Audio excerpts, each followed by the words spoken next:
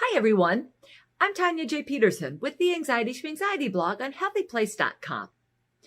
I've got a strategy for you that I've used that did take some practice for it to work and some patience and some persistence, but I have found it so helpful in the way I interpret things around me that I wanted to share it with you. See, anxiety has a way of getting in the middle of here's us, here's our situation, here's the world around us, and there's nothing in between until anxiety sticks itself in there, inserts itself. So instead of just ourselves and something is going on around us and it's just whatever, it just is what it is, anxiety barges in, pulls all of these anxious thoughts, automatic negative thoughts, memories from the past of things that went wrong. And I should have done this, should have done that. Oh, this was a disaster back then. It's going to be a disaster now. Worries about what might happen in the future, consequences of this or that get in the way. So now we have ourselves, all this anxious stuff going on, and then the real world around us.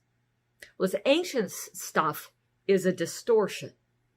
So what we want to do is back that back out so we don't have anxious thoughts, feelings, memories, whatever, blocking ourselves and the world around us.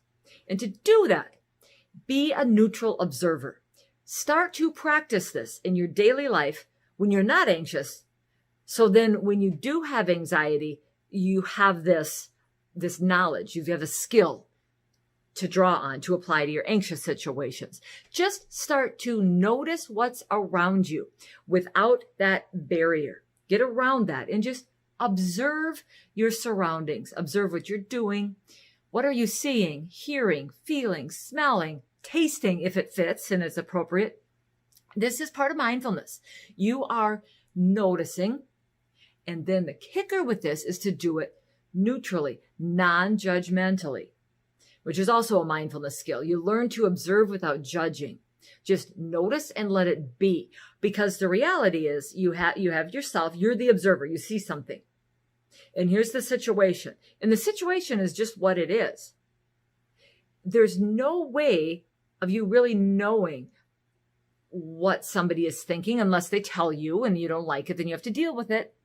But as far as just making assumptions and judging and saying, oh, that person didn't smile at me, they must be upset with me. I must have done something wrong. They must not want to be with me anymore. I must have screwed up. I must not be good enough.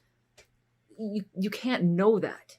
That's anxiety distorting your thoughts. So just observe the person and then let it go. Just be neutral. So start observing the stuff around you and letting it be as it is without judging it. Oh, I see a dog. I hear a bark, but drop the labels. Don't judge it as cute or ugly, ferocious or nice. It's just a dog. There's a tree blowing in the wind. It's just leaves blowing. It's just a tree. It's not a dry tree. It's not a violent wind. It's not a terrible day. It's not a beautiful day. There's just a tree. So you start being a neutral observer. Then in situations when you're anxious, you can use that strategy to stop those anxious thoughts, back them out of the picture, and just let things be as they are without interpreting them through anxiety. So practice being a neutral observer. It takes time and persistence, but I speak from experience. It works. Give it a try and see if it's something that can help you. And I will see you next time.